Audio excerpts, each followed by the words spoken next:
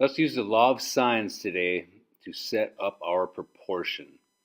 To find a missing side first, and then later I'll show you how to find an angle measure.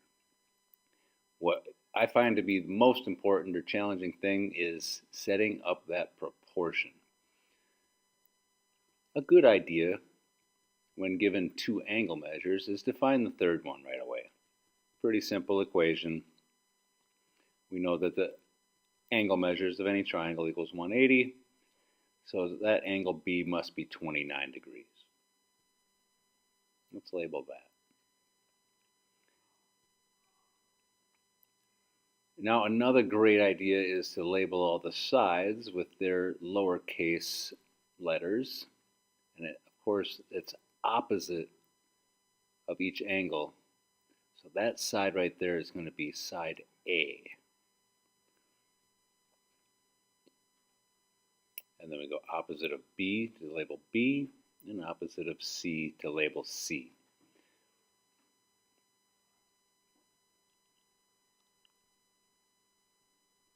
Of course, when we're looking for side BC there, we called it lowercase a.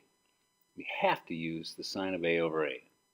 Now we have to decide between B and C. Looking at my diagram, I see no value on C, the lowercase c, that side, segment AB there, does not have a value on it, so I don't want to use that. I am going to use sign B over B because I have values in both of those. That will leave me with just one unknown in my proportion. So the sine of 93 was 0.9986, and the sine of 58 for angle B there, excuse me, is 0.4848 over that side length.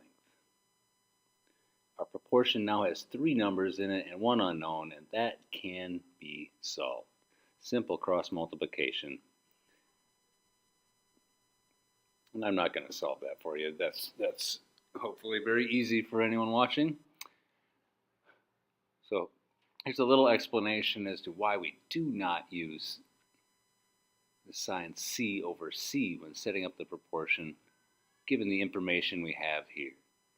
Again, we have to use A. That's what they're asking us to find. But if we set it up this way, we're going to wind up with two variables in our equation. The sine of 93 we could convert to our decimal with our calculator quickly.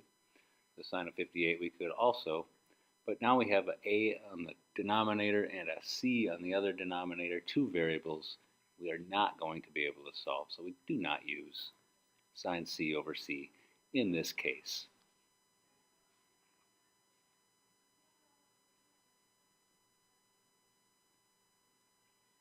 Next, let's find an angle measure. And the proportion will be set up the same way. It's just that our numerator will have a unknown in it, which is fine because we're looking for the angle measure C. That's our unknown. And of course, since that's what they're asking for, that's what we have to use. So the sine C over 21 will equal,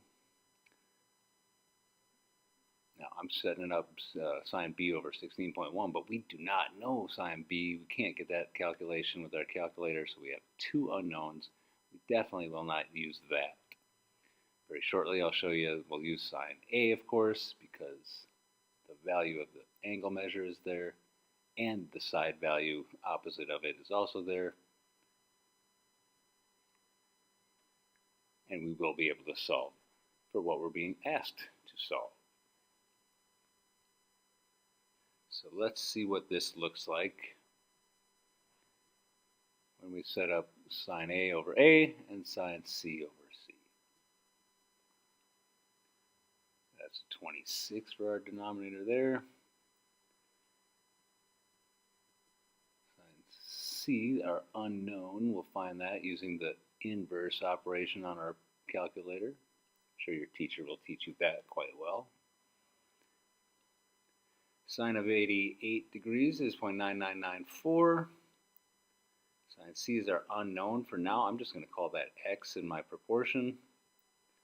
Now we'll just cross multiply that and get a very close measure. We'll round it to the nearest tenth like the instruction says and get the angle measure for C. Then of course it would be easy to find angle B. Thank you for watching.